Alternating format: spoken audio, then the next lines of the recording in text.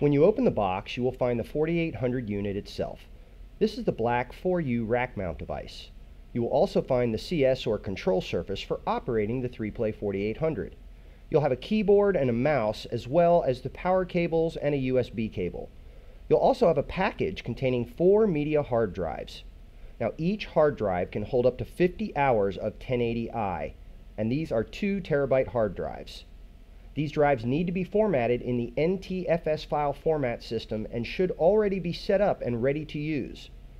If the drives are not formatted as NTFS, there are severe file limitations that apply. This can actually cause an error to occur on exporting files to a drive formatted, say to FAT32, telling you that there's not enough room on the drive, even though physically there is enough room. It's a file size limitation. Now these drives ship externally from the unit for a reason. Do not ship the unit with the drives installed or you will damage the unit. Always ship the 3-play system in its original packaging if possible, but always remove the drives and ship them in separate packaging. Remove the drives and place them to the side for the moment. Then you have the unit itself. This is the black 4U rack mount device. If you plan on mounting the system in a rack, please order and use the optional rack mount rails for the system. Mounting the system into a rack just using the ears on the front of the system can damage the unit. Insert the drives into the 4 drive bays in the front of the 3-play. 3-play is able to ID these drives on startup, so if you need to remove them or take them to another system, it won't matter what drive letters get assigned to the drives. 3-play will know what drives they are and how to use them in the session. There's also an external eSATA connector on the back, allowing you to attach external eSATA drives for expanding your storage. Let's take a look at the connections on the back of the system. Remember, when connecting video sources to a 3-play system, you should use a DA or distributive amplifier to split each camera feed and send one to the 3-play and one to the switcher. Avoid using T-connectors or looping back out of the switcher and into the 3-play. This can cause undesirable delays. Give the same attention to cable length as you would for a switcher. For example, if a source comes directly to the 3-play, it must follow cable length specs and considerations.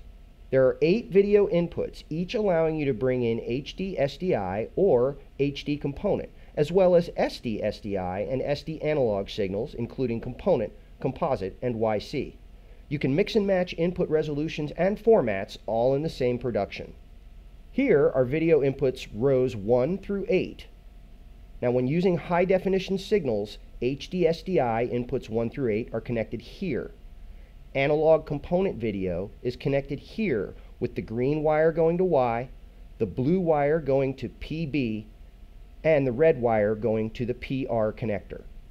When using standard definition signals, SD-SDI inputs 1 through 8 are connected here as well.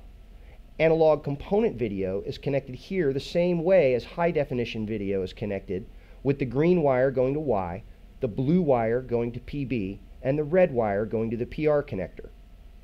Analog composite signals are connected using the Y connector, and analog YC signals are attached using the PB and the PR connectors shown here. Once your video is connected here, it can be configured in the live desktop interface. You can connect more than one source to an input if you have the right formats and resolutions, and then switch between those sources using the configuration area in the interface.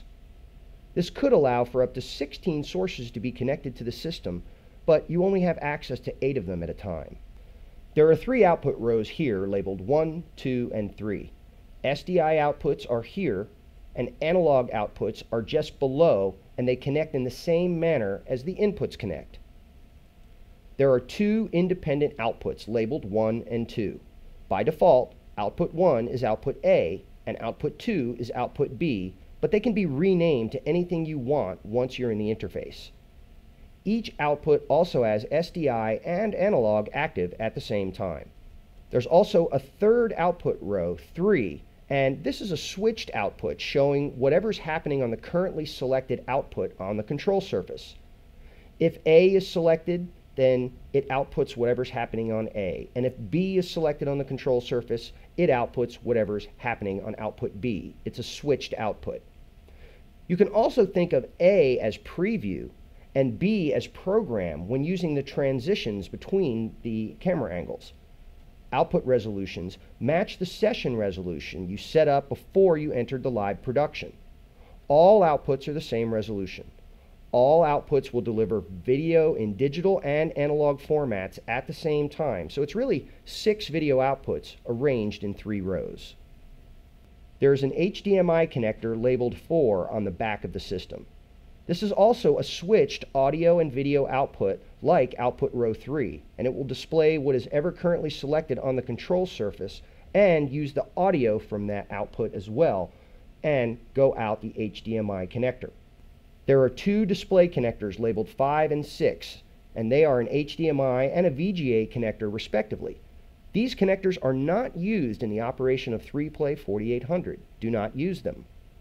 Here you have 16 analog audio connectors, 2 per video input, or the audio can be brought in as embedded SDI audio on an SDI video signal. If the audio is brought in as SDI audio, it will use the first 4 channels of audio available on the SDI signal. There are also digital AES EBU inputs that support up to 4 channels of digital audio per input. You also have 4 analog audio outputs per video output here and a headphone jack. Row 1 is the audio output for channel A, and it's 4 channels of audio.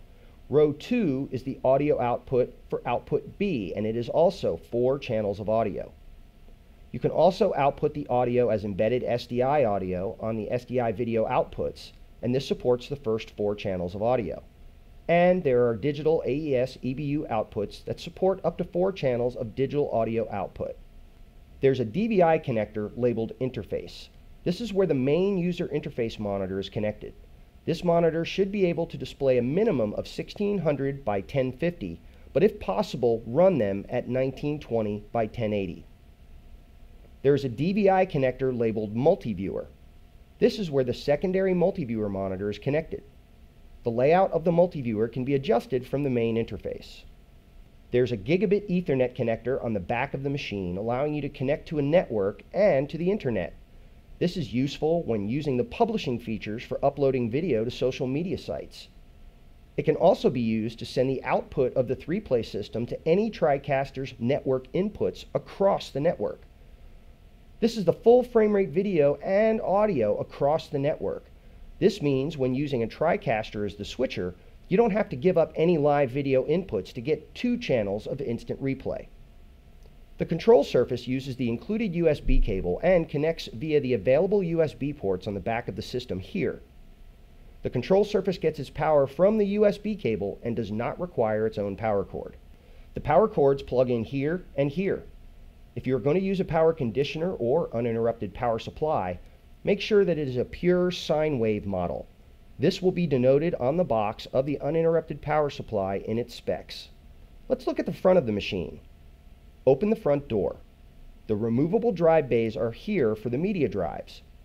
3Play 4800 is smart enough to know what drives are used in what session, so even if the drive letters change by pulling the drives out and putting them back in, the session will still load properly. The power switch is found here. Now if you try to use this and get no response, make sure that the power supply switches found here on each power supply are also turned on. Now if you power on the system and hear a beep alarm, this can mean one of the power supplies is not functioning properly, or maybe it's not plugged in. Make sure that both power supplies are plugged in, and if you still get an alarm, it can be silenced by using this button, and you can run the system on one power supply to get through your show, but it is always best to have both in working order. There's a Genlock connector here, and the system supports both bi-level and tri-level Genlock. Genlocking is recommended, but not required.